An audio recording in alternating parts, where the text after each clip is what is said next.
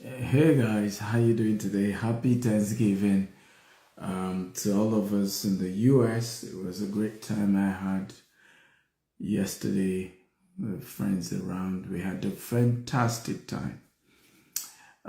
So I'm back to part two of innovative Japa or Japada for professionals and entrepreneurs. So as you're joining us, tell me your name and the city you're joining me from, and let me know if you watch part one. If you didn't watch part one, you can indicate just like I didn't watch part one. But if you watch part one, say I watched part one and I'm here for part two. If you can hear me, by the way, type I can hear you. Okay, if you can hear me, type I can hear you. Tell me your name, tell me the city you're joining me from, and let me know whether you watched part one of this episode or you didn't. Okay, innovative Japa or Japada for entrepreneurs, for professionals and entrepreneurs. Paul from Lagos, welcome, Paul. Thank you for joining. Your name and where you're joining me from, guys. I would like to know.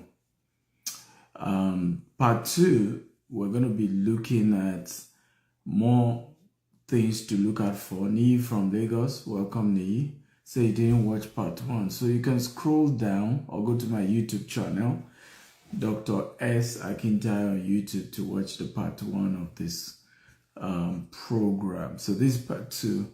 Part two will be the last version we're going to be talking about when it relates to what to do before you leave, Africa, right? Before you jump back from Africa, what are things to do? Genesis Kwale from Rivers, welcome.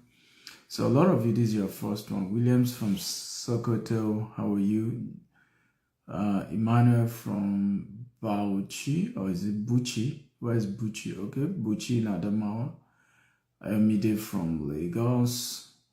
Welcome. As you're joining, please share this video.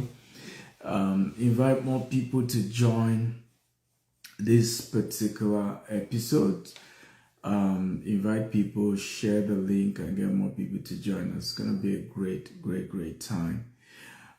So innovative Japa or Japada for professionals or entrepreneurs. So the first I'm going to be looking at today, let me recap what we looked at in part one. Part one, we looked at for professionals, we looked at the fact that you need to plan minimum 2 years before you actually Japa. And we also define what Japa means. Japa is a African Nigerian word, Yoruba tribe, for living in a hurry. And it has come to become a term used to describe people who are migrating from Africa to the western part of the world. And so we're looking at how do you do that in an innovative way, in a good way, in a way that will be with dignity. And that's what we've been looking at. So part one, because each session I take is divided into two. Part A is for professionals, because the way professionals should migrate is different from the way entrepreneurs should migrate. Okay, two different set of people, two different approach has to be taken, right? So for professionals, we talked about you need to plan minimum of 2 years before you eventually migrate. Number two, we talked about getting certification in needed areas before you leave. You need to get certification. And I talked about how certification is even more important than degrees in the western part of the world. Most people don't know this. In Africa, your degree is more important. But in the western part of the world, your certification is rated higher than your degree. So people rate your certification way higher than the degree that you have in the western world. Number three, we talked about saving enough to pay for your 16 months rent in the western world. So a lot of people just jump back without saving enough. Thank you for helping me to write down the points. Liverite, thank you for helping me to write down the point. I appreciate you, Liverite. So you must save enough for at least 16 months. Okay, 16 months rent. Because if you can sort out the issue of housing, you're pretty much good. So either you save enough to cover 16-month rent, or you save enough to buy your house, right? Straight up. Because when I asked a lot of people who have Japad and hated how life turned around for them, many of them said the crisis began when accommodation and paying for the car loan and all of that entered. Now, because they had to pay every month for rent or every month for whatever property they are in, and because they have to pay every month for their cars, it got them into this, desperation. And before you know it, they just needed to get a job. It didn't matter what kind of job it is. It didn't matter whether it was decent or not. They just needed to get something.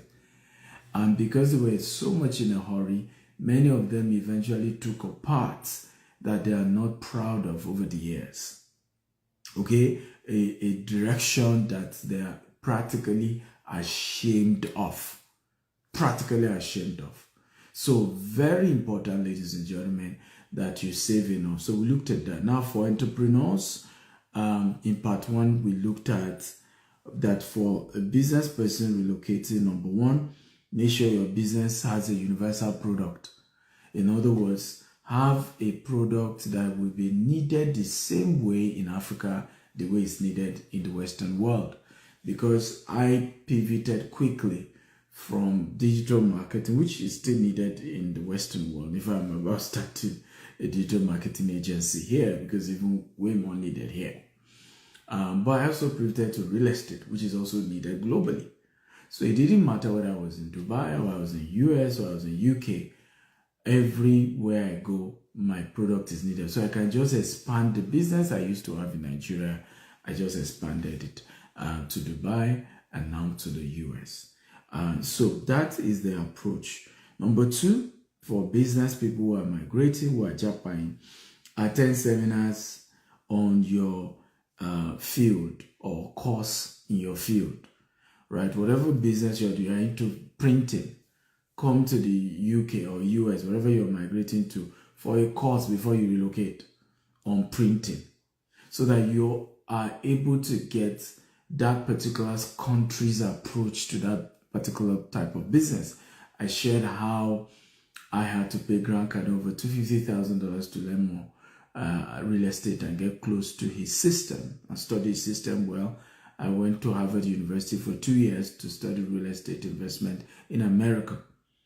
Okay, so I had to make moves that helped me to understand the business, how the business then operates in the country I'm expanding to. Assumption is the mother of frustration. The fact that you're big in Africa, in Ghana, you're big in Sierra Leone, you're big in Nigeria, does not mean you will come to America, for example, and you'll be big. Or you move to Canada and you'll be big. If you don't study specifically how the business works, how to enter in a big way in those countries, you will not be able to get the result that you desire. Number three, we say for entrepreneurs who want to Japa, in part one, go and still watch part one because we went in depth. So this is just like a teaser. So you need to go to YouTube, Dr. S. Akintayo. That's my YouTube channel. Subscribe and watch it. Dr. S. Akintayo on YouTube. Go and watch it because it was very detailed. In fact, people were sending me a message like I needed to pay for this. Some even were asking how they can donate because it was so life-changing. So go watch it. I'm just giving a recap. Number three, I said, or number four, build a market for your product in the new country, if possible, right? Build a market. In other words, I always have this quote. I say, smart entrepreneurs create a market before the product. And I'll go further today to talk more about this building a market. I'll even give you a practical, a more detailed way to go about that. And, very, very important. And number five, save enough money to be able to expand your business in the new country. Okay? So make sure you have saved enough so that you can open your office, you can start the business also in the new country. Unlike what people do where they shut down what they had in Africa, they come back here and then realize that the barrier of entry is quite high, And then before you know it, they start doing things that are below their level or their joy. Let me ask you guys a question. I want everybody to answer me. Do you think we should do everything in life to make sure, okay, that we at least do things that gives us a sense of dignity? If you agree, type I agree. If you don't agree, type I don't agree. Let me say that again. Do you agree with me that whatever it is we choose to do in life, we must go about it in a way that at least we feel a sense of dignity doing it, right? We have that sense of, yes, my dignity is protected, my pride is protected, I don't feel, dehumanized, or I feel me doing this, right? And I'm that kind of person. Some of you may not agree with me, but I'm that kind of person that even if I'm not going to make money, I only want to do things that I feel there's dignity in it, right? I feel there's some level of dignity. Once I no longer feel my dignity is protected, no matter how much you're paying me, I'm not even going to do it, right? I'm that weird. I'm not just always about money. I'm very big on my own dignity.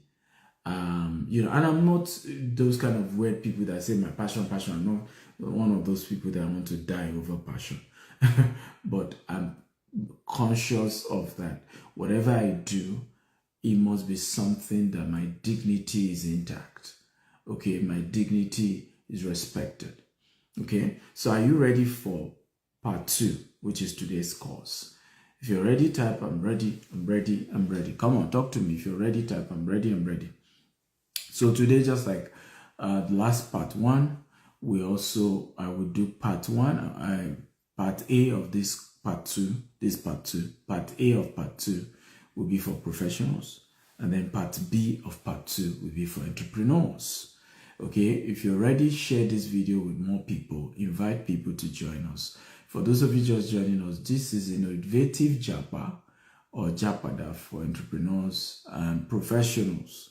How do you relocate in a dignifying way, in an innovative way, in a way that you'll be proud of who you are and what you're doing? Okay, so let's go. Number 1, under part 2, visit alone and test, with one party. So what do we mean here? When you choose to relocate, let one person go first. It could be the husband, it could be the wife, and let that one party test. Don't immediately, your first move. How many of you have heard of people relocating and it was the first time they were ever visiting that country? And the first time they were visiting that country, they were relocating. If you have heard of such, just type I've heard of such. Or maybe it even happened to you. So if it happened to you, confess now that I did such, right? Many of the Japa stories from Africa is so pathetic that majority, for over 70%, they landed in those countries and it was the first time. They landed not to return back to Africa, and it was the first time they were ever stepping their foot into those countries. And my argument is that that is not an innovative way to Japa, okay, or to migrate, right? The innovative way to do is to first pay a visit, right? And then even when you now finally have to go, let one person, if you are married, let it be that it's one party that goes first. The party that doesn't need to stay with the kids should be the one to go first and stabilize things and settle things properly. And I'll break this down. Some of you will probably say, but Dr. Stephen, it costs a lot to buy flight ticket to and fro. And remember I told you in part 1, 2 years before you Japa, make sure you have planned, you save for 2 years before you Japa. Part of the savings should include money to go and spy the land. Even in the Bible talked about the children of Israelites, right? And Moses sent 10 spies to go and spy the land. They were already on their way to Canaan. but they still had to send people to go and check how Canaan looked like. It's unfortunate that we're religious in Africa, but when it comes to where the religion is supposed to be practicalized the most, we jettison it. Because in this same Bible that every one of us in Africa always talk about, we could see where the children of Israelites needed to migrate back to Canaan land. They still sent spies, even though the Canaan land they were going back to was supposed to be where they came from, that their forefathers came from. But they still send spies. So send somebody in your family to go first, test the ground, right? Try to pick up all these short jobs, right? Or try to pick up an IT job. Are you aware, by the way, that there are so many IT jobs that people have 4 or 5 IT jobs, and some of them are willing to give you the IT job they got that is paying them $200,000. They are willing to train you and give you that same job so that you are representing them, and then they're giving you half of the money. Are you aware? If you're aware, type I'm aware. If you're not aware, type I'm not aware. In other words, you can come visiting America for, let's say, 4 months. Look for good friends who are into IT jobs. A lot of the IT jobs, many of these your IT friends have 4 IT jobs, 5 IT jobs. So what they do is that they take those jobs in their name. It's because they have social security, they have work permit and all of that. But they can't do 4 jobs at a time. So they end up delegating. Of course, they will first need to train you, okay, for a month or so. After they train you, then they give you that same job for you to be the one reporting, for you to be the one doing that job. And then they share the money being paid to them with you. Are you aware of this? Right? So these are some of the ways you can go and spy and test and check and experiment some of these things, so that you don't have the experience like I shared with you the last time, where this gentleman has been told by his friend that, oh, come to America, things are better. Nigeria is jaga jaga. Nigeria is messed up. You see, this is why I live here. Come.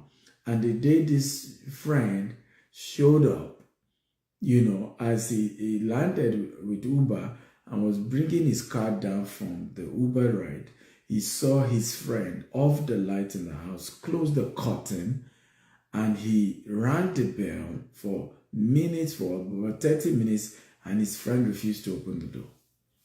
And it was then people started telling him, what do you think? Are you not aware that most Africans in diaspora always tease you to come to the diaspora, but they are not willing to help you when you come to the diaspora? I'm very aware that when you then come, the same people will tell you you're on your own. You have to figure it out on your own. This is a capitalist society. It's not socialist. There is not Africa where you have free food, free lunch, free house. You have to earn your keep. You have to work for whatever you want to get. Okay? So people have been deceived by family members to relocate, only to relocate, and then experience that the same people convincing them to relocate were not even willing to help them when they finally visited. That's why you must test the waters first. Test even the career. Test the job. Test some of this job. Come around, spend 3 months, see how things work. Hang around working with your friend who are in IT, learn IT certification. And that takes me to the second, truth that is important. Number 2, for professional, get an IT certification in your field. Okay? The last part 1, I just said get a certification. But this time around, aside just getting a certification, maybe in a field you want to move into, but get the one in your field. Many of us don't know that. I don't care whatever field you are in, there is still an IT version of your field. I'll give you an example.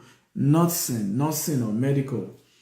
Are you aware there are certifications that you get in IT where you begin to support nurses and doctors in hospitals in a remote way. In other words, from your house, you can help them reboot their system. You can help them monitor their ERP softwares. You can help them monitor the software running the particular hospital they work in and provide so much supportive care. Okay, and these are remote jobs. Are you aware? So it's better for me to be a nurse in Nigeria or a nurse in Ghana or a nurse in Kenya, and I just then learn the IT support systems to be able to support nurses. How many of you agree with me that I will even do better? Because I'm already a nurse in Africa. Now I'm learning how to use tech to support nurses, and I get a certification to support nurses. How many of you agree with me that by the time I eventually then fully relocate to the Western world, I will be number one person to be considered for the job? Now, my nursing degree, as much as it's not relevant in the Western world, however, that same nursing degree will count when they are considering me for an IT role. That, oh, she's a certified nurse in Africa and then now has certification, okay, in IT support for tech for hospitals or ERP system for nurses and doctors. Come on, guys, are we learning? Is this helpful? Come on, is this helpful? I need you to interact with me. When I do trainings like this, I love interaction. I love you to share the video. I love you to invite more people because this should go viral. It's unfortunate that even for me, when I talk topics that trigger people, everybody, when I talk sense, nobody will comment. They will even read the sense and pass, even to even compliment and say, thank you for dropping this sense. Most times we don't. Okay? But if I started this video now and say all African leaders are thieves, all of you will have joined. This place will have thousands of people. Meanwhile, whether I call them thief or I don't call them thief, it won't change them, right? Calling them thief will not make them stop being thieves. My calling them thieves and doing 1 hour show on African leaders are thief is not going to add a dime into your pocket. But for whatever reason, that's what gets you guys excited. You will even share those videos without me asking you to share. This one is something that will help our culture, will help our people, right? We have so many people run into trouble as a result of migration issues. We have people going to Libya, dying in the deserts because they didn't watch videos like this. You will not share it. But the ones where we are ready to abuse somebody, Burna Boy and Davido, or one person, things that will not add value to you and me, you are willing to join those conversations. It's unfortunate, right? And that's why sometimes I get a bit of, frustrated teaching the right things, because I realize people just don't want to hear it. They want to hear something else.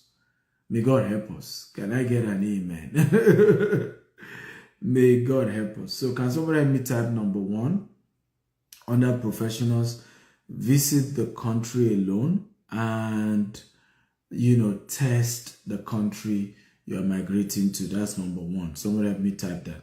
Visit the country. If you're married, visit the country alone and do some test jobs and practically visit, not relocate immediately. First, come and spy the country by visiting it and see whether it works for you or not.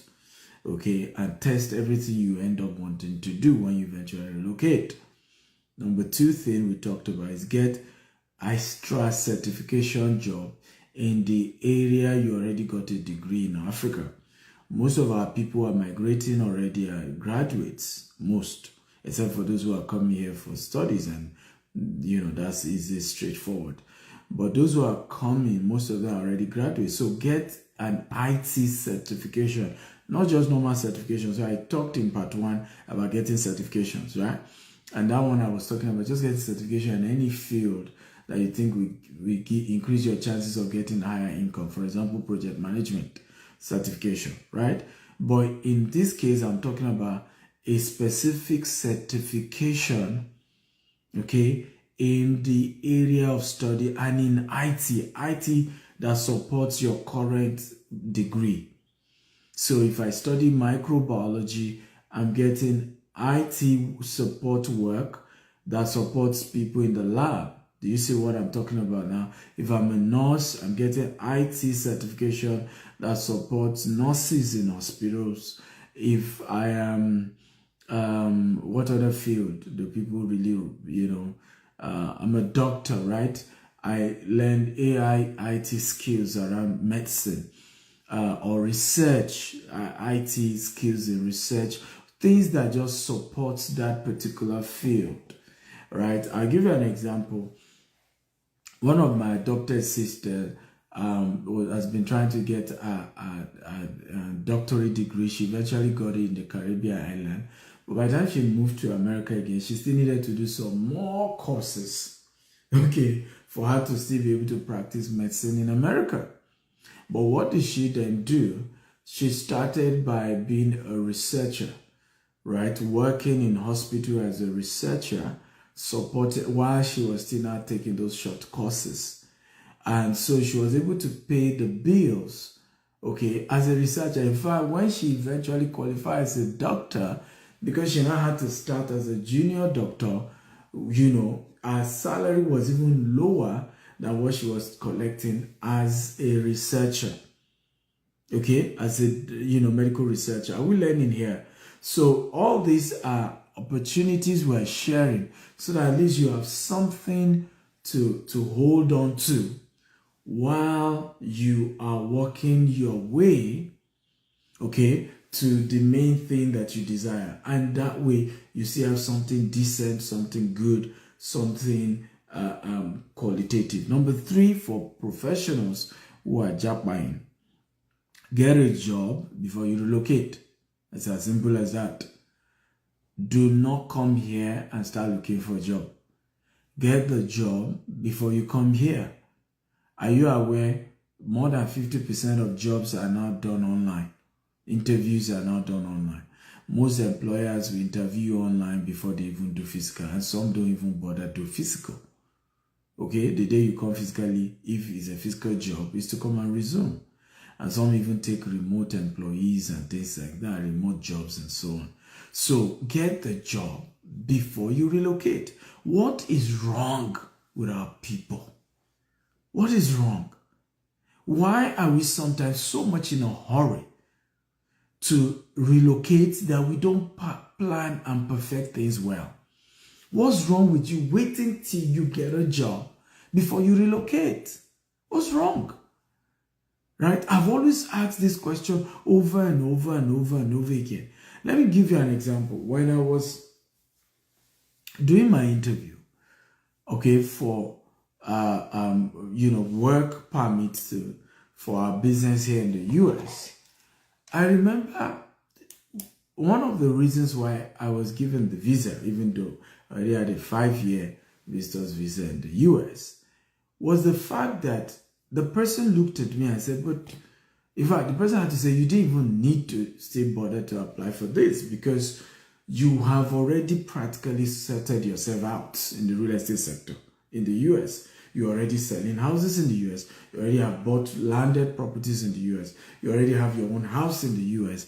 I mean, why will I not give you this visa?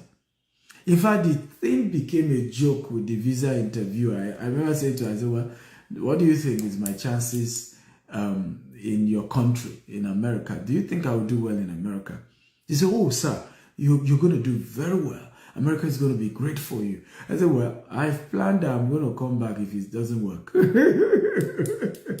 Right? I said, so if it doesn't work, I'm just going to be fine. I say, I have my awesome business in Dubai. I have my businesses in Nigeria. I have my business in the UK. I just, I'm not desperate. It was the interviewer that was convincing me that America was going to be good for my business. Can you imagine that? She practically was marketing me. Okay? And the reason was because I really have sorted everything out. So if you're going to relocate and you already have a job, you've gotten the job. There is even the issue of visas. There's no way anybody's going to say they won't give you a visa.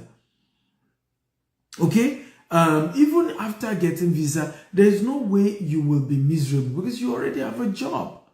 You already have your employment letter. So let's learn to get the job as professionals. Don't be too much in a hurry. Life can be a lot easier for you. Life can be a lot sweeter for you. I've seen professionals in America, look at Nigerians who are professionals in America who live a very dignified life. Come play golf.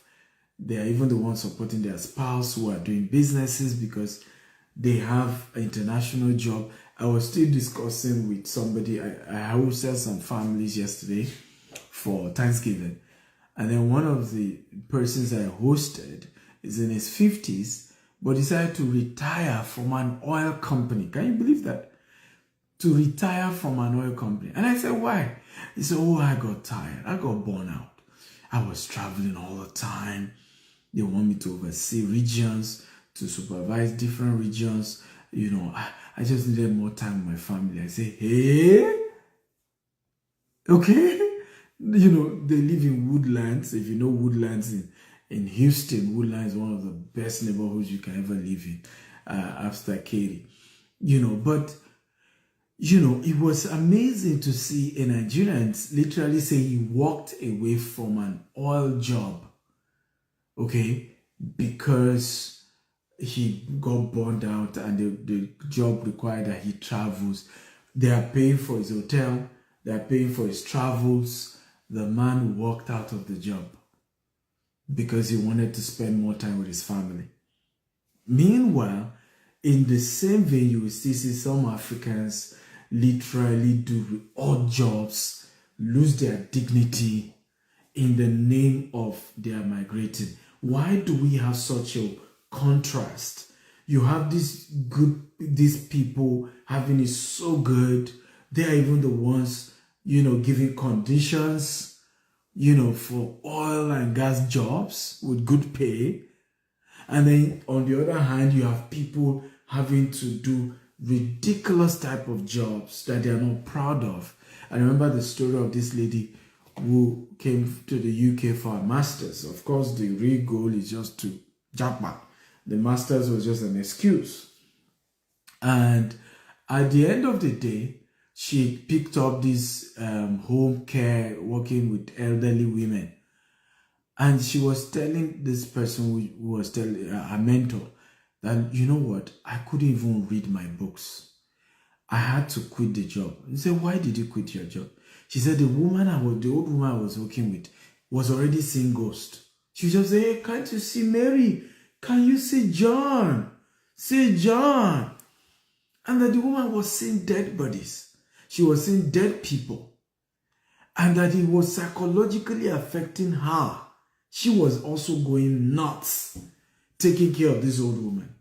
And she talked about how sad she is, how she can't even concentrate on the master she came for. I'm not saying there's anything wrong if you enjoy doing those kind of job. There's dignity in labor. But any job that you feel is robbing you of your humanity is not worth it. Right? So try and get a decent job before you migrate. I don't know if you agree with me. If you agree, just type I agree, I agree, I agree. Okay? If you agree with me, type I agree. So let's go into 3 things you must do if you're going to Japa as an entrepreneur. You already own a business in Africa. You're doing very well. And you are now ready to migrate. We've talked about 3 things professionals should do. And now I want to look at 3 things people should do if you are an entrepreneur. Okay, number 1, set corporate governance for your current business in Africa. So before you leave Africa, for greener pasture, set corporate governance structure. Corporate governance is very important. Set a corporate governance, okay, for now that, hey, I'm trying to move to the UK or Canada or whatever you want to move to. Set a corporate governance. What is corporate governance? It just means set up a structure for external people who are older, more experienced, more successful to help you look into your business, to guide your business. For example, in GTEx Holdings, people don't know this, we have an advisory board made up of minimum 7 people. And these 7 people are business owners as well, who now help each subsidiaries that we own. Okay? And what do we have these 7 people do? Every month they have a meeting with the CEO of each of the subsidiaries that I own. Okay? They ask those people questions. They inquire how they are running the business. They inquire what's the challenges the business is facing. They give counsel, they give advice about how well they should run the business. Corporate governance is very critical. Do not leave Africa, okay, and leave your business in the hands of just some employees without putting a corporate governance structure over that business. Okay? And this is very, very important. And of course, keep strengthening those corporate governance. Like this year, December next month, we're having our annual meeting with all the advisory board members. I will also be reviewing those of them who have been very effective, who have worked hard with the CEOs, and we give them 1 more year extension in the board. Those who have not been effective enough, okay, we will have to thank them for their services and not renew them. We will inject the board with new set of people, okay, to help strengthen the corporate governance structure, right? So set up a corporate governance, including audit. People are experiencing audit, in accounting. People are experiencing so many areas that helps businesses do well. So for example, in our company, if we sense that there's a fraud, aside even looking for an external auditor, there's already a member of our advisory board who is an auditor who will immediately go into operation to go and check in what went wrong in that business. Okay? Are we learning here? Come on, if you're a learning type, I'm learning. Okay, I'm going to take questions. So if you have questions for me, you can either put it in the in the question chat box, or you can click on the request. I'll pull you up and you can ask your question directly from me. I'm going to be taking questions. So make sure you have a corporate governance structure in place before you leave Africa. Okay, for those of you who own businesses in Africa and you want to Japa. Number 2, look for loyal staff that can buy equity from you or earn equity. Okay, and I shared this briefly in part 1. It does not make sense for you to relocate, okay, and not give some profit sharing of some sort to those who are running your business. If you're not going to give them equity, give them profit sharing. That's the least you can do. What does profit sharing just mean?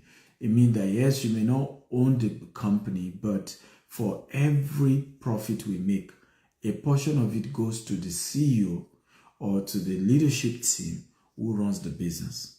It is a way to give them sense of ownership.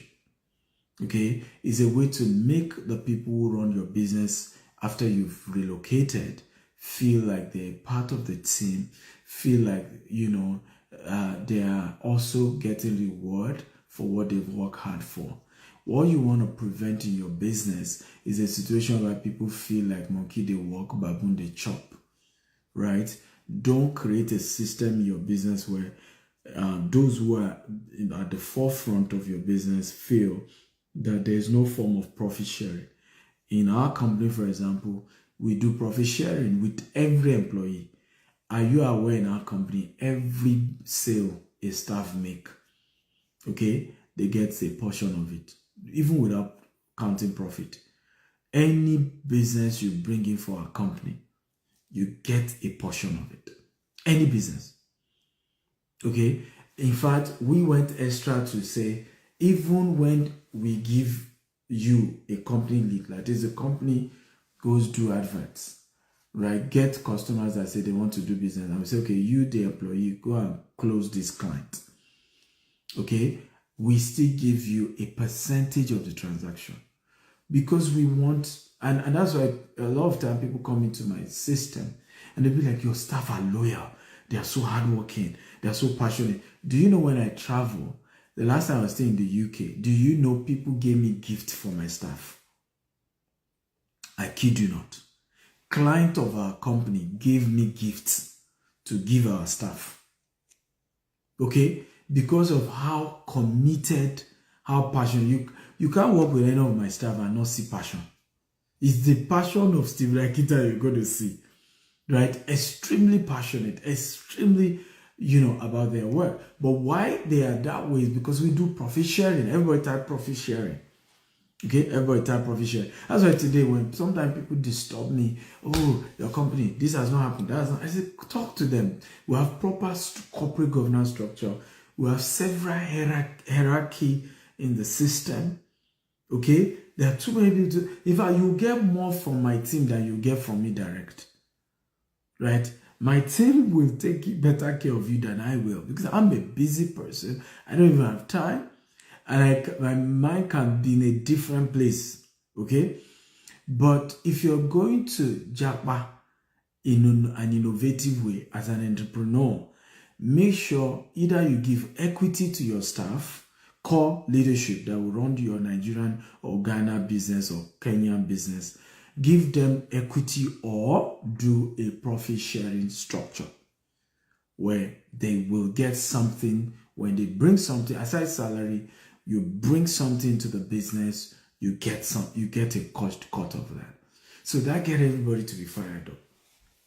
Number 3, okay, and this is very important, turn your company product into a service and start providing that service before you leave Africa. Turn your company product into a service and start providing that service before you leave Africa. I'll give an example. I sell houses, okay? I build houses. I invest in houses and I resell them for profit. I, raise investors who give me money and I use their money to invest in properties and I give them a portion of the profit. But you are aware, before I even relocated to the US for my business or started working in America full-time for my business, because I won't say I relocated. I'm always confused where I live, actually, because I'm all over the world. So I don't know where I say I live in Africa, or I live in Dubai, or I live in Nigeria, I live in the UK. I'm always traveling. But before I started working in the US full-time for our company here in the US, I had created services in the real estate sector. I started doing seminars. So even though I actually don't have, at that point, I didn't have a house yet to sell. I didn't have a land yet to sell. I didn't have an investment in the US that I can sell to my investors. But I then started with trainings. Are we learning? If you're learning type, I'm learning. I started with trainings on how people could do real estate in the US. And why could I do the training? Because one, I've been trained by Harvard University. I've gone for courses with Grant Cardone. And so I already understand how the real estate market also works in the US. And I've put my hands into one or two things. Okay, so I created a service around my real estate. So before creating the product, I created a service. So learn to create the service version of your product and offer it before you relocate and start earning. Push that and try and start earning that in dollars and see how it works. So what do I mean, guys? I mean that one of the blessings that I'm lucky to have today is that even if I'm not able to sell a house here in America, I'm not able to sell land in America, I'm not able to sell whatever. Are you aware? My real estate training in America is $1,700, $1,500. Okay, per student for 2 days, $1,500. The next class, we already have many people who have paid. For the next class, some people have paid 3 months in advance and it's in January. 3 months in advance, some people have paid in August. Some people have paid for my next real estate class, and it is $1,500. So today, even if my real estate products does not move well, my real estate services is moving. Are we together now? I always joke with those who work in our company. I say, look, I'm doing my passion for this company is for the sake of the employees. If GTEx shut down today, I will not be poor 1 second. My lifestyle will not drop 1 second. Because I've been able to create a system where I make money from my books, from my courses, from my other areas. So aside even investment, passive investment I've done. Okay, so I laugh from time when I talk to investors because I've built a system for myself that even if my own company fails, I am going to be fine. And that's what you want to do as an entrepreneur. Before you japa, turn your product to a service. Because why is it important to turn to a service? In the case of a service, except maybe you are paying for hall, for website, for software, you are able to almost to get higher profit margin. Are we learning at all? There is a higher profit margin on a service than a product. So I give you an example. If I'm to sell a house, maybe my profit margin on a house is 10%, max 10%. Max, and that's a good profit. If I stretch it, maybe I'll do 15% profit on a house. But guess what? On a course, a video course, on a seminar, my profit margin is not less than 70%. Except in the case where I'm making it a physical class, where I now have to pay for hall, I have to pay for food, and all of that. Are we learning, guys? Again, if you're a learning type, I'm learning. But my digital products, right? In some cases, you are making 80% profit, 90% profit. And so before you japa, get to turn your company's product to a service, okay? To a service that you can sell and make money for it. And when you grow to a level like I have had to do, you'll be a type of entrepreneur that has built every part of me is money. I kid you not, with all sense of humility. Every part of me is oozing money. Books, money. Courses, money. Speaking engagement. I charge as much as $20,000 to speak at conferences. Money. Everybody type money. I cough, money. Okay? My books, money is coming out of it. Okay? And that's just, I have digital products. I have an online university every day. Money is coming, right, from those courses. And I put a good number of those money into giving grants, into our foundation. Our foundation will do a whole lot of stuff to help people. And I do a lot of give back using what we earn from that. But aside, passive investment here and there, I have monetized myself. Okay, I have monetized myself in such a way that every part of me is able to generate income. If I need $10,000, I won't even need to spend 12 hours to generate it. Okay, from the things in my hand. Have we learned something here? Come on, guys, talk to me. If you've learned, type I've learned. I'm happy. If you're glad being part of this conference, you've learned something, you got value, talk to me, guys. Okay? Talk to me. Someone say I envy me. Don't envy me. Envy my sacrifice. I've always shared this a lot. Okay? Don't envy me. Envy my sacrifice. And it's something we must learn in this part of the world. Sometimes we just envy people or want to envy people. But what we should actually do is to envy their sacrifices. Okay? Envy what these people have had to go through and try to replicate the same. So I have Douglas, maybe a question. But if you got value, come and show your excitement. If you got value from today's class, let me see that you're excited. Okay, so let me take questions. Elroy, Mr. Favor says, I have never done anything small as a businessman, but I desire owning a company. What do I go for first? Knowledge, knowledge, knowledge. Look for somebody who is in the field you're currently in. Okay, look for somebody who is in the field you currently are in or in the business you want to start. Go meet them. Tell them you are willing to pay them or you're willing to serve them to get to know what they know and for them to mentor you. You know, so if they are willing to charge, pay them. If they are willing to they want you to work for them, then serve them. There's nothing wrong to go and serve somebody for 6 months before you start your own, just so that you have an opportunity to get the wisdom of how that business work. I remember sharing this with a lady. She started a supermarket business. Her husband gave her 4 million naira. This was over 10 years ago. She was sharing this with me. And about 10 years ago. So, and she lost the entire 4 million naira in a matter of 6 months. And the whole supermarket was a failure. And I asked her a question. I said, why did you decide to do a supermarket, set up a supermarket? So she has this very good friend that is doing it, and she feels the friend is making so much money.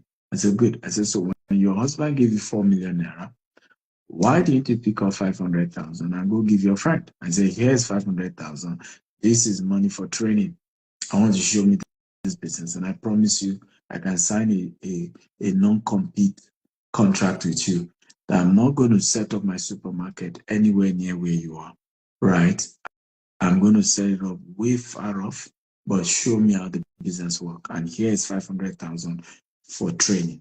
I'm not taking that we're friends for granted. I want you to train me as a mentor. And I asked her, I said, if you had done that for your friend, would your friend have trained you on how to succeed in supermarket business? I said, yes, she will have. I said, so why do you think of this? It never occurred to her. I said, you see, many of us are selfish and we don't know it. You know, one of the basic frustrating thing about we human beings is how we can be full of nonsense and think we have sense. How we can be selfish and we look at other people and call them selfish, right? We're calling people what we really are. You want somebody to leave their own business and come and start helping you, right?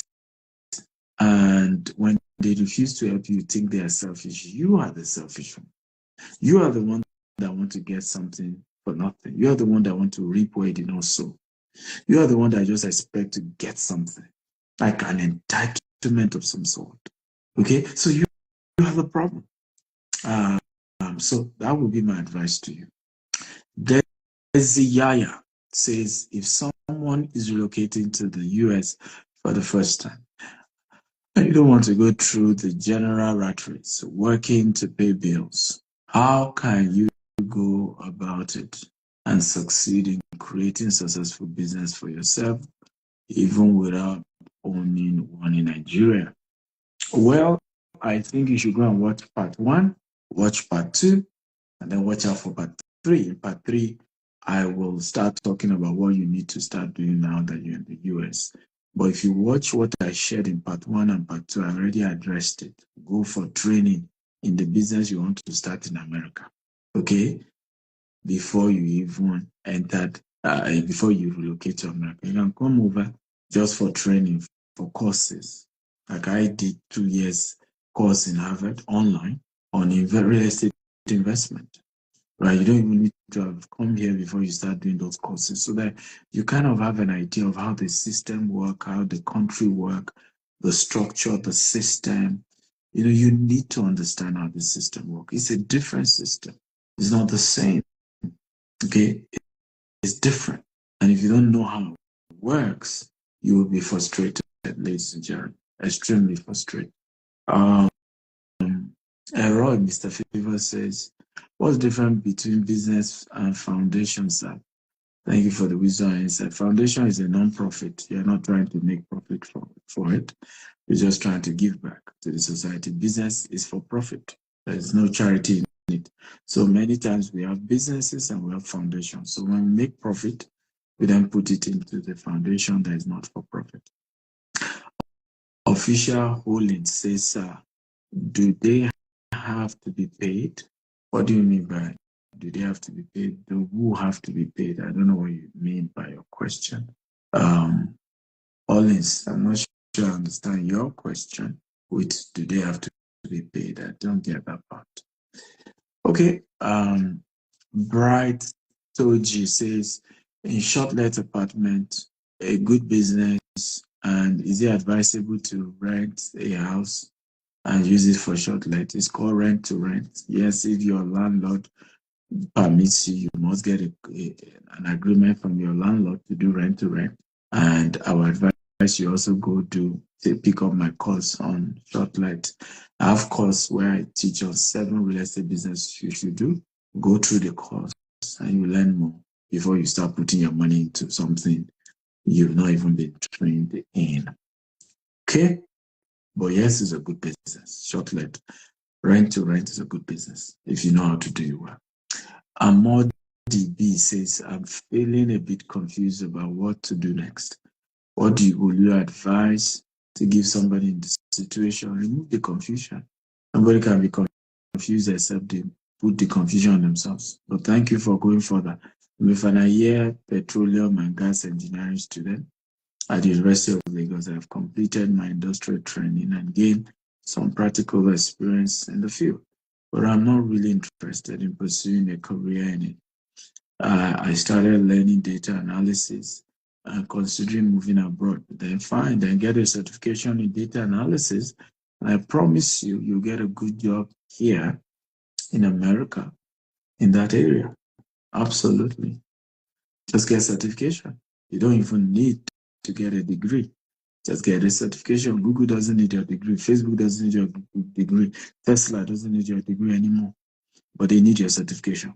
So go get a proper certification in data management, data analysis, IT certification. So that, you can either get a $120,000 annual job in any of these tech companies or $180,000. Google pay as high as $180,000. Easily you can get those jobs once you have the certifications. So there's nothing wrong with dumping what you studied. I studied microbiology and I'm doing real estate. They're not related. Precious Sasamua 40. Please, can you explain corporate governance, how it benefits a business? Well, corporate governance basically means you're putting a structure in place. Okay, you're putting a structure in place for your business so that people in the business who run the business day to day ask questions. They are held accountable. For those of you typing questions, don't type it in the chat box. There's a Q&A section. You have this comma. That's where to post your question. I can't take your question here. Okay, so put it in the chat box. Okay, that's where I will be able to take your question. I'm going to take your question in the chat box. In the chat box, there's a question mark icon. Click on it and then type your question there. Okay. So yeah, very important. Corporate governance is a system you put in place to hold people who work in your organization accountable, particularly the management staff. In the corporate governance, there are a lot of spreadsheets, there are a lot of things to just hold them accountable for how they run the day-to-day of the business to make sure that it's in compliance with the rules and how you want the company to work, so that to prevent theft, to prevent mismanagement, to prevent people going out of the right culture and systems for running the business. Official Holdings, how were you able to successfully pick a corporate governance structure? Well, I work with a few consultants. You have mentors. So you need to have a business mentor. If you don't have one, it's wrong. Have a business mentor. This world is lonely. Lonely at the top. Lonely, lonely, lonely. Eh? So you can't run this world alone. You need to have people ahead of you. Why struggle? I had a couple in my house yesterday, and in just 30 minutes, right, I was able to help them resolve things that they've not been able to solve in nine years together. Okay, and that's the power of mentorship. A mentor is just able to make things a lot easy for you. A lot easy. So get a mentor, a business mentor, somebody in your field who is more successful than you are. Bright Oji says, where's the course? You can call my office. All right. It's not free. I don't think it's going to be free because all of you want everything free. Call my office +234 818 000618. Again, +234 818 000618. Okay, that's my office. So call them that you want the course on real estate investment masterclass, the the online course, to give it to you. Thank you, everyone. Come on, guys. Did you get value for the time you spent? How many of you are happy that you are here? Okay. How many of you are happy that you attended this? I want to keep sharing this. We need more people to get this video. This series must go viral. People need to learn from it. There's so much that will change people's life with this video series, right? Can the system abroad really make someone rich? For someone seeking to attain wealth or just make enough income to be comfortable and run the right race? Well, it depends. It's considering relocating to the UK for my master's, seeking better opportunity. Career, if you go the career route, you'll never be rich, right? You will never be rich, right? The US, for example, is a capitalist society. America is socialist, but you still can't be. I mean, UK is socialist in a way, but you can never be rich from working.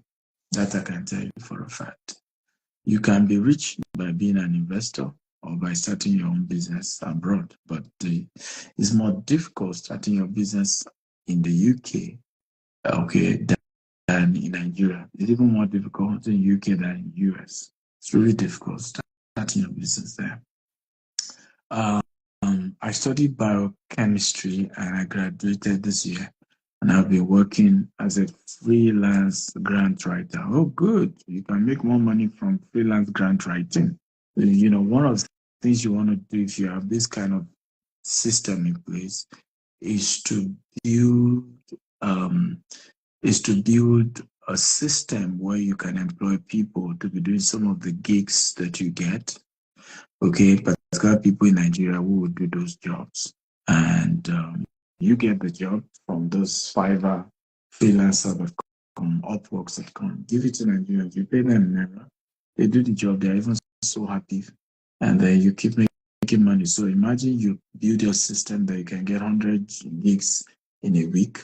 And then you have 20 people working for you in Nigeria to execute those jobs. And they will do it very well. You can build wealth on that. And the money you make from that, put it into assets, buy shares, buy real estate assets, and so on and so forth. Okay. Adebola B. I'm registered solely and also have set up a real estate company in Nigeria. Now in Canada, I just want mentorship from you. Why not call my office? I've just pinned my office number. So call my office and tell them you want to join my mentorship. It's not cheap, it's not free. It's quite pretty expensive, but it's going to change your life. Yeah, I cannot mentor you and you'll not be a multi-millionaire in dollars. It's not possible. Okay? It's not possible. But whenever we show you how to be a multi-millionaire in dollars, we also charge something valuable for showing you the way. Do you agree with me? Mm-hmm. Can we get your books on Amazon? Yes, I've written over 40 books and they're all on Amazon. So if you go to Amazon, just type Stephen Akintayo, you see all my books and you can order them on Amazon and get value. Powerful books I've written, life-changing books. Please, how can how much is the course and what is the course, just call the number. I've pinned the number +234-818-00000618. Again, +234-818-00000618. So call my team. They will get back to you as to how you can be part of the courses I have or anything you want. We have several programs we do.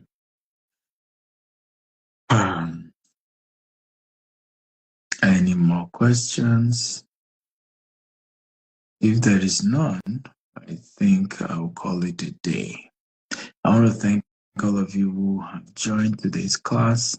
Please, let's keep pushing this content. We need to get the word out there that there are better ways to migrate and build wealth for yourself. We don't need to ridicule ourselves. We can, build wealth. We can migrate in an innovative way. We can Japa in an innovative way. I'm a social media manager and I would like to work with you, sir. I could send you my CV. Unfortunately, I already have more than enough employees in our company. The roles we have now are for telemarketers and business development managers. You call people and try and sell or investment opportunities to them or real estate projects to them. Those are the jobs I have for you. And if you can do that anywhere in the world, you're in Dubai, I'm looking for people like that. In the US, I'm looking for people like that. In UK, if you're in Houston, though, okay. In UK, I'm looking for people like that. In Nigeria, I'm looking for people like that. Right? So that's what we're looking for, ladies and gentlemen. Okay. Once again, thank you for being part of today. I love you all, and God bless you. Don't forget to share this and get more people to know about this program. It's a series. I'll continue part 3, maybe tomorrow, part 3. I will continue the series until we conclude. I love you all. Good night. Bye-bye.